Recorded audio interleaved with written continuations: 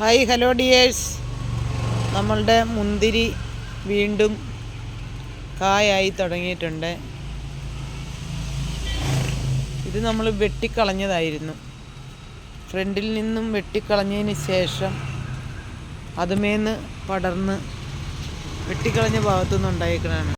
ഇതാണ് നമ്മുടെ മുന്തിരിയുടെ കട എന്ന് പറയുന്നത്.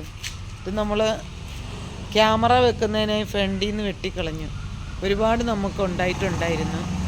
ക്യാമറയ്ക്ക് തടസ്സമായതിനെ വെട്ടി അതിൽ നിന്നിങ്ങനെ വീണ്ടും മുളച്ചു വന്നതിൽ ഉണ്ടായതാണ്.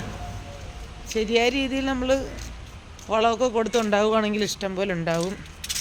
ഇതിൽ ഇപ്പം നമുക്കൊരു വലുതായിട്ട് കാണിക്കാൻ നമുക്ക് ഈ ഒരു കട മാത്രമേ ഉള്ളൂ വലുതായിട്ടുണ്ടായേക്കുന്നത്. ഒരു 10-15 കൊലയൊക്കെ ഉണ്ടാവാറുണ്ട്. നല്ല വയലറ്റ് മുന്തിരിയാണ് കേട്ടോ. ശരിക്കും മുന്തിരി ഉണ്ടാകുന്നതിന് നമ്മൾ എന്താ ചോദിച്ചാൽ ഇതിൻ്റെ ഈ കട ഇങ്ങനെ നമ്മൾ ഇതിൻ്റെ മുകളിൽ നിന്നും ഈ തണ്ടിങ്ങനെ വെട്ടിക്കൊടുക്കണം. അപ്പോൾ ഇതിൻ്റെ ഈ ഭാഗത്തു നിന്നാണ് മുട്ട് വരുന്നത്.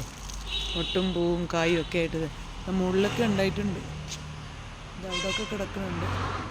എന്തായാലും ആദ്യത്തേൻ്റെ അത്ര എന്തായാലും ഉണ്ടാവില്ല. അത് നല്ലൊരു അടിപൊളി പന്തലൊക്കെ ഇട്ട് കൊടുത്തേക്കുന്നുണ്ട്, ഉണ്ടായിട്ടുണ്ട്.